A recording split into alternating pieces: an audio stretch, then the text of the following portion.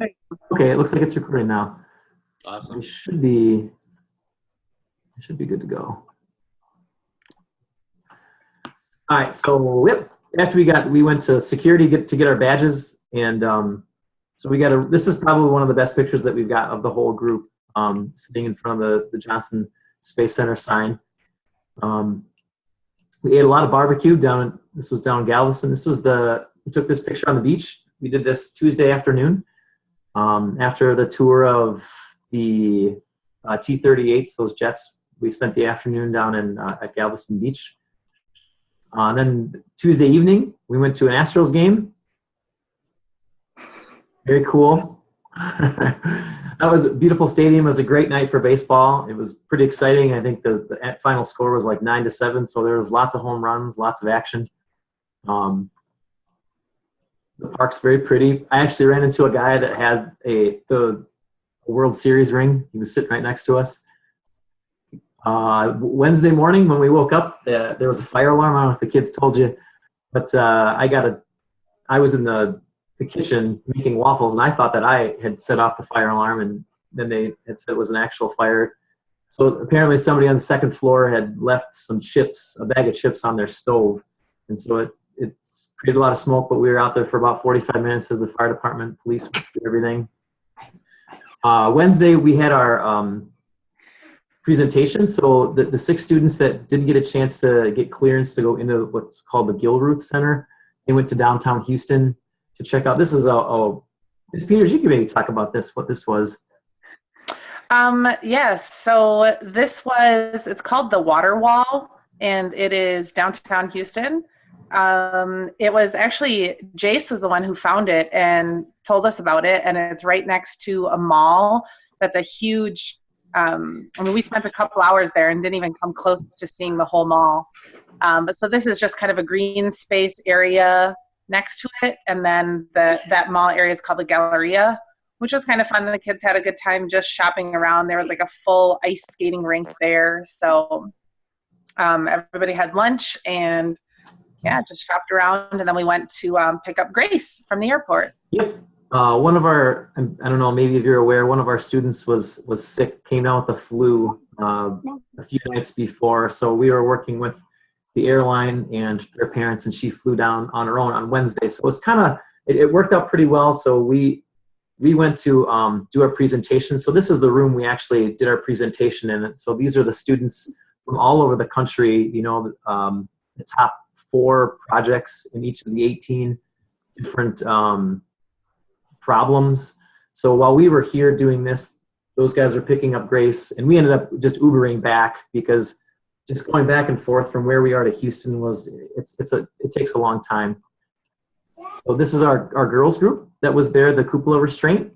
And this was our boys group, the quieter fan. While we were there, I just snapped a few pictures of just some of the other projects that students had. I thought this was a really cool fan idea that the kids, they kind of outlined the evolution of their thing. This was a can crusher that a group had made. The Russians eat these containers. It looks like tuna cans. They send everything up, but then they're folding them over right now by hand, so they don't take up as much space in the garbage. So these guys had this 3D printed model that you'd spin, and it would crush that can. And just the art. We've got a few good artists in our group, and I just saw this from another group, and it was really incredible. Just look through their engineering notebook to see the cool things that they had. This is a different group's cupola restraint. I thought it was kind of neat, just the different linkages that they had designed. I thought it was really incredible what they had done there to hook up to. This was one of the astronauts. There were 3 of them walking around, kind of giving the kids a little bit of feedback. This is a piece of flight hardware, right, that the students all got to sign. So this is a storage locker. So on the International Space Station, there's a bunch of closets basically, and this thing plugs into the closet. And anybody that has an experiment that goes on space station, they design it so it fits into one of these storage lockers. So this was a school from Clear Lake, Texas, that machined this part, and then it's on its way up to the space station. So they let all the kids at the HUNCH program just sign their name to it. So we got a chance to put our name on something that's flying into into space here in a few months. While we were there, this was actually a project that one of our groups worked on 2 years ago. So 2 years ago, one of the problems was astronauts' feet, they're constantly hooking their feet underneath those handrails to keep themselves still, and the tops of their feet get really sore. So one of the projects was that for the HUNCH kids to come up with a solution for keeping their feet from getting all chafed.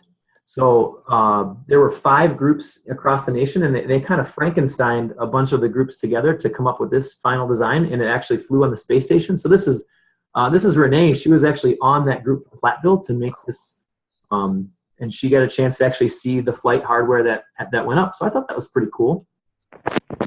They had different engineers and scientists coming around just looking at the kids' things, talking about what they saw. This was an individual that came around and was looking at the boys' stuff. And I was hyperventilating a little bit because this is an astronaut. He's in his plain clothes, and the kids didn't recognize him, but they should have, because we actually Skyped with him 2 years ago as an entire school. I filled out a form to speak with an astronaut for an hour, and he actually came. He was speaking to Platteville High School 2 years ago in our auditorium, and George recognized him, but these two boys, they didn't. So I quick snapped a picture, and I was like, do you guys know who you were talking to right there? And they had no clue. So I called him back over, and he posed with the picture with the boys. These are our directors. This is Nancy. She's the program director in Cleveland. She's kind of our regional director, but the whole national director over here, this is Glenn. He's stationed down at the Johnson Space Center. On Thursday morning, Tikiri's dad, Gamini, connected us to 2 of the individuals that came to Platteville, and we got a tour of what's called the Astromaterials Research and Exploration Science Building. It's just an unassuming building down at the Johnson Space Center. It's building 31, but when you go inside, it houses all of the moon rocks that we brought back in the Apollo missions. It houses all of the stardust that we've sent a lander or a satellite through a comet to grab the dust. So we got a really cool, all the pictures that they take up on space station, all the meteorites that they collect all over the world, they're housed in this building. And it was a really cool little tour. This was one of the containers that has moon rocks. So we got a chance to look in there, and these are rocks from Apollo 15. This is Apollo 16. Just kind of examples of all the different types of rocks that they've collected. And in this room, there's like 8 of these boxes, and they're all nitrogen purged. So this room is basically a vault, and there's an actual vault back here. It looks like a bank vault where they keep these rocks. They keep them in bags just so they can easily evacuate them in case there's a hurricane. They're kind of hermetically sealed so they don't deteriorate with atmospheric air. And then we walked over to a different building, and on the way, I got this picture, but they led us into one of their labs. This is one of their, this is a lab where they're taking pieces of comet dust out of a plastic. So they sent this probe through a comet, and the dust got embedded inside this stuff called aerogel. And this lab is really, really sensitive. They say there's fewer than 100 particles per cubic meter that aren't atmospheric air. So these people have to go through a huge process to even get into the lab and not pollute it. They can't wear deodorant. They can't wear perfume. They can't wear lotion. They can't do their nails. They can't be a smoker. All these different things that they have to. So they brought a webcam in, and they Skyped with us from inside the lab, and they showed us this is a piece of that aerogel. And what they do is they take that, and they have these microscopic needles. And imagine if you had like a bullet, and you shot a bullet into ballistics gelatin. That bullet would make a track into the gelatin and then stay. And then they would pick that bullet out. So this right here is a track where a piece of cometary dust went into that plastic, and they're using this needle to kind of poke around it and cut out what they would call a keystone. And they would put that keystone inside of a microscope slide. They send this all over the world for research and analysis as to the origins of our solar system, where it came from. what it was like at the very beginning. And they say that it takes 20 hours to get one piece of dust out of that plastic. It was pretty neat. And they equated it kind of to an ice cube tray. So this is that ice cube tray that they would open up and the stuff would go in. There's a few of those pieces of plastic right there. So we're watching them actually do it. And they sent around some of their clean room things for us to get pictures with it. And we had a really incredible speaker. This guy, he worked at Kennedy Space Center. He was on the launch team that would say go, no go. He was the chief engineer for the Johnson Space Center. Just had really incredible stories, just talking about what he did throughout his career. He's retiring in 2 months, but he would talk to us about meeting Neil Armstrong, and it's just a really, really interesting fella. Taking the public tour. Got to see Mission Control, like the historic one from Apollo 13. I made the students watch Apollo 13 the night before, just so they kind of had some sort of historical context when they would see this stuff. This is the inside of the building where that weird sign was that said astronaut parking only. This is building 9, where they have all these mock-ups of different things that are in space, so astronauts kind of have an idea of how do you get in and out of the door, or where's the bathroom, like where do I sleep, how does this experiment work. So these are all different mock-ups. This is the Orion space capsule that's going to take us to take us past the moon, out to Mars and asteroids. And this is Boeing's space capsule that's going to take humans up to the space station starting, I think, maybe next year. So we won't have to go over to Russia. These are different parts of the space station that are up there right now. I got to see the Saturn V rocket. This was Apollo 18. It just got canceled because of budget cuts, so they didn't know what to do with the rocket. It sat for many years, and then the Smithsonian bought it. So we got a really, really neat picture of the group kind of behind that, the thrusters there. I thought it was cute in the gift shop. They were actually selling the Wisconsin State Journal. Like, you could buy these historic newspapers, but the one they chose is the Wisconsin State Journal. Friday morning, we got to go to what's called the Sonny Carter Training Facility. It's also known as the Buoyancy Lab. So it's a huge pool. It's 40 feet deep, 200 feet long, and they've got pieces of the space station underneath where astronauts train in their spacesuits for going outside. They call it EVA, extravehicular activity. So we got a chance to sit up in mission control, and we were watching them, what they were actually doing. These are 2 brand new astronauts. They were hired less than 6 months ago. This is their second time in a spacesuit. They're just learning how to use, NASA uses this, it's a DeWalt cordless drill on steroids. They call it a pistol grip tool. So they're just learning to use all the different attachments, how those work, how to adjust the slip clutch, things like that. This was our guide there. His name was Robert Knight. He's actually a spacesuit engineer, so he took us to his lab, kind of in the basement of the Neutral Buoyancy Lab, and the kids got a chance. I'm sure that you maybe saw pictures of the kids with flight hardware on, but this is an actual spacesuit that the kids get a chance to get up close and personal with. He gave this to Ben, and yourself inside the spacesuit, you plus the spacesuit is 700 pounds. So he hands the pants to Ben, and there's 65 pounds of pants, and Ben's smiling because he's like, this is actually really heavy, just holding it up.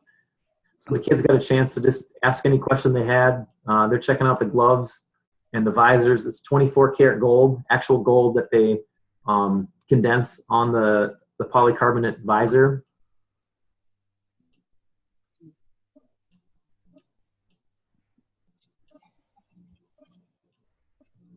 This thing, it's $8 million.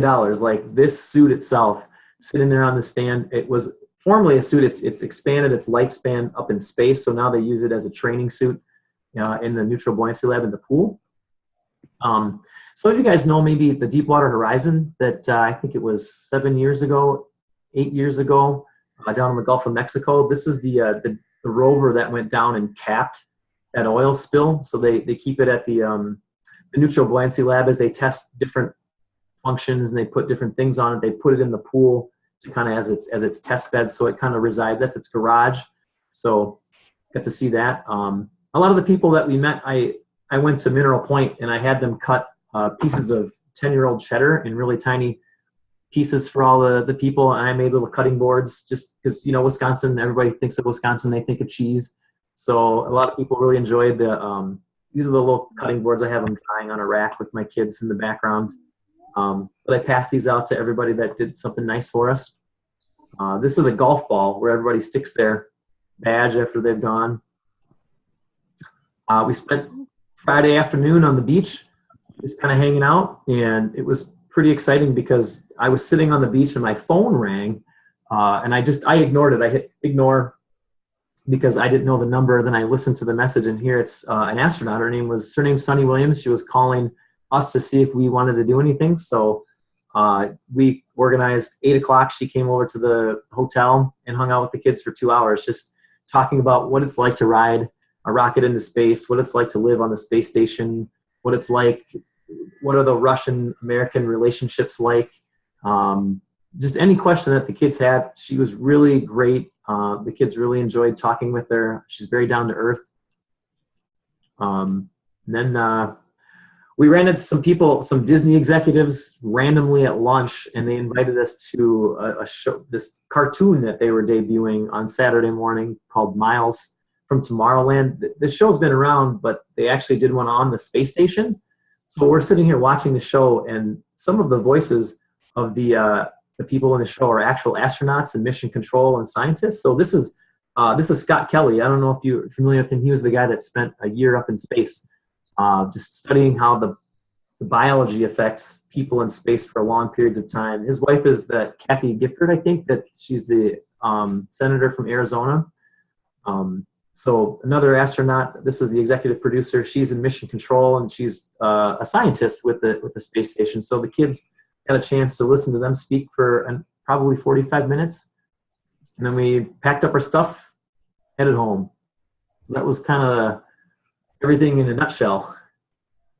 You guys have any questions? Otherwise, I'll talk about what's going to happen next, and that'll probably be it. No, thank you. Oh, yeah, no problem. Awesome trip. It was an awesome trip. Like, I showed this to my students at school, and they're like, Mr. Hare, that seems like everything went perfect. Was there anything that went wrong? And I was like, not really. I mean, aside from, one of us getting the flu, I mean, everything went, just, you couldn't have scripted it any better. We had perfect weather. The kids were great. I actually get, let's see here. I can't see there. I got this email today from Suzanne. She's the one that showed us around the Astro Materials lab. She just said, "It was a pleasure meeting you and your group. What a great group of young adults. All the escorts and speakers were very impressed with them all." I got this time after we would go through places. The kids were awesome. They were into what the people were talking about. They were asking great questions. Our guy that showed us around the neutral buoyancy lab, he's like, I would send your group around whenever they want. He takes people around that really, they're kind of into it. They're just there to see the sights. But he's like, to have kids that are actually interested in what they're doing, he's like, they were a really great group. So I got nothing but really good things said. Glenn said that, let's see if I can enlarge this here. Our program director just had talked about just the quality of the projects and the kids, what they talked about. So, you guys have any other questions, or otherwise I'll talk about what's going to happen next.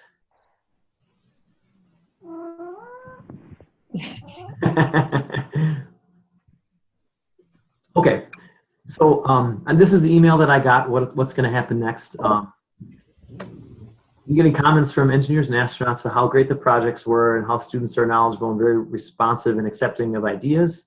Everybody wants his job. It's funny, like Glenn actually used to train the astronauts, and I asked him one day, I'm like, it seems like you're taking like a demotion to work with us. Like, I don't understand why are you choosing to work with the HUNCH team? And he said, oh, he loves it because he used to do the day in, the day out, doing the same thing kind of every day. And he's like, now, like, I'm really passionate about building things. And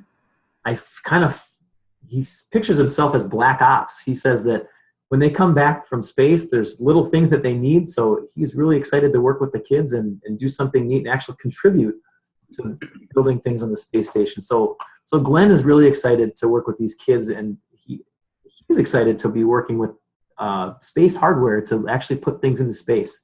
What he needs from us is he couldn't keep all the parts, but he wants us to make a PDF presentation. So the kids are going to work on that. We have a couple more things, so we'll meet next Monday to put together like a PDF of our stuff, so that trifold that the kids all made. So he'll have a summary of that. He's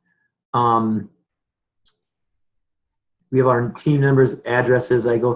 As I go to meetings about these projects, this will aid in the discussions. At some point, I may be contacting you for drawings, CAD models, or even your prototype. For those of you who wrote software, let's come up with a way for you to send. I wish I could tell you a specific date when any project will be chosen and then fly, but unlike there's a part of HUNCH where they make food. So there's actually 4 different HUNCH programs. We're in the design and prototype. There's actually one that makes food, there's one that does sewing, and there's another one that makes those lockers. So the one that makes food, the winners of that actually have their piece made and sent into space. But this one, putting hardware on the space station is kind of tricky. Getting good, safe hardware on the ISS is much more complicated than getting food. Each of the projects in the design review has factors that made it important contributor to the design process and is already influencing NASA, and people are talking. The ultimate goal is for each project to fly, but it may be a combination of these projects presented, kind of like what our slippers were. Like they took ideas from 5 different ones. The HUNCH team will be working over the next several months and potentially a year or 2 to push forward and hopefully finalize some of these projects by working with engineers to make them ready for the ISS or other programs. Some of our stuff, we're using, the idea is there, but then maybe they're using materials that off-gas. Like they have to have there's very specific things. They can't be flammable, like those nylon things that we were using. I don't know if we could use our webbing in our cupola restraint. So they're just, we already have our main goal to have students work on real projects and present their ideas to engineers and astronauts who want these projects. These are real engineering, and not every project will fly. The difficulty, so I'll forward you guys this. So the 2 that we worked with, he mentioned specifically, where is it? Airflow, fruits and vegetables. Several engineers has comments about the cupola restraints, and we'll be talking in depth over these the next couple of weeks. So our girls group, they're looking at these things. They have our ideas. They're talking about which ones we've got, and then there's something about the fans too. Did I skip over it? No, it's just below it. Was it below it? Pin kit. No, that's the caddy, sorry. No, I read something about the can. All right, the airflow specialist. So there was a specialist there who was in airflow, and he said they were very impressed with the quality and diversity of the ideas for the quieter fans. So basically, long story short, they're going to be having conversations over the next year to try to figure out which of these works. And as they're moving forward, it's just a slow process trying to integrate that to make sure it's safe. So as this stuff comes into me, I'll let the kids know. But you definitely want to put this in your resume. You're a finalist in this stuff. It's a really big honor, and I think it went really great. The kids did a phenomenal job. We've got a couple other things to do. We have to do I'd like to write thank yous to all the people. Like we'll make a picture of us and where we were at, and just so because they have bulletin boards, they'd love to stick that on the bulletin boards down there just to show they're doing outreach. We have to make our PDF, and in August, I don't know exactly what date, but the people that gave us a grant, they have this thing called a science symposium. Everybody that they give money to, they're going to invite to Oshkosh, and we just show off what we did. So it's going to be, it's really neat. It's people all from middle school all the way through. These are researchers, they're PhDs doing research, and so it's a huge spectrum of different levels. So it's really neat for the kids to kind of see these people are all doing research in space. And you fit right in there. People like, they'll come right up to these kids and like, that's really cool. It's a really neat opportunity. And I'd like to, as much as we can, I know that you guys have things scheduled, but I really want as many of our kids to go to that, because it's kind of a way to say thank you for them, because they gave us $2,200 to kind of offset the price of going. And the high school gave us $1,300. John Deere donated $350, and the Platteville Optimist Club gave us $500. So I know that $250 that the kids did, but this was like a $7,000 trip that a lot of people put money towards because they think it's a really cool opportunity for these kids. So as soon as I know that day, we'll just take a couple school vans up it'll be a day up there and back. It won't be a big deal, but I'd like to have as many of our kids to just go as we can, and just to say thanks, so we can continue to get this grant in the future. Do you have an idea of when in August? I don't. I think in the past, the last time was like August 6th. I meant to email our contacts at the Wisconsin Space Grant Consortium to figure that out before today, but I just didn't get a chance. So I have all your guys on email, and I'll just, as soon as I know, I'll try to have it by the end of the week. So you can kind of, if you could, try to plan around it. I know that some of you guys are going to college, and there are things that you can't move, and that's not a big deal. Just as many as we can would be appreciated. Well, I'd like to thank you for offering this opportunity. Not a problem. Selfishly, it's kind of nice. I mean, I love this stuff. So like, I just put the kids up front, and like, you know, it's a pleasure for me too. Thank you. All right, friends, I think we've got about 4 more minutes on my free meeting time. If you don't have any other questions, I really thank you for coming, and I will email you that link to all those pictures. So if there's a picture that you guys want, you can just download it from there. I'll fire this out right now if you want to. Would you be able to email the recording of this? Yeah, I'll try. You can? Yeah, I've never recorded it, so I'm thinking what probably will have to happen is I save it, put it on YouTube, and then send you a link to it. I've got some grandparents who would be very interested. Sure. Yeah. Yep. And I guess I just did this because I don't know what kind of pictures the kids took. I'm sure they're just like, oh, awesome, but then they take a picture of themselves. You know what I mean? Like, or maybe they don't remember exactly what they're seeing, but yeah, that was kind of the point, just to share with you what we saw from maybe my perspective. Well, I appreciate it, because my daughter left it to everyone else to take pictures. Yeah. Well, and this is Molly, and my daughter didn't tell me any of this stuff, so thank you. Yeah. I was like, maybe they don't tell you anything, so it's like we saw some incredible things. Like when we're on the deck of the neutral buoyancy lab, you look up above, and people are paying $180 to take that tour. They don't get anywhere near the access that these kids do. You know, they love these kids. They're excited that they're a part of, you know, themselves. And anybody that works at Johnson has always been so great. You know, the kids came back and they're like, I love Texas. And I'm like, really, it's the people, kids. Like, the people of Texas and Johnson Space Center are so awesome, and they're really the ones that make it really cool for you. So thank them, because without them, you know, without a phone call, like she was traveling for work Monday through Thursday. She was gone Monday to Thursday. She had gotten back on Friday and decided to spend her Friday night with us. And I was like, thank you. You didn't need to do this, but that's just the kind of people that they generally are. So she's consulting with Elon Musk right now. Yeah, like, and then when she went to leave, she goes, Matt, you've got my number, right? And I go, yes. So are you saying I can call you? And she goes, oh yeah, whenever you're down here, just give me a call. And I was like, no freaking way. Like, what science teacher has an astronaut in there? Like, speed dial. That was the highlight for me. Her saying that was so that way, like, if we ever go down again, the kids can kind of have that cool access. It's really neat. It's a networking goldmine for me anyway. Yeah. Oh, again, thank you guys. Yep, you're very welcome. All right. Well, I think our meeting's about to end here. So thanks for showing up. I hope that the confusion up front was okay. But thank you. Not a problem. Thank you so much. Yep, you're very welcome. Thank you, Ms. Peters. No worries. It was my pleasure. Thank you. You're welcome. Bye, guys. Bye. Bye.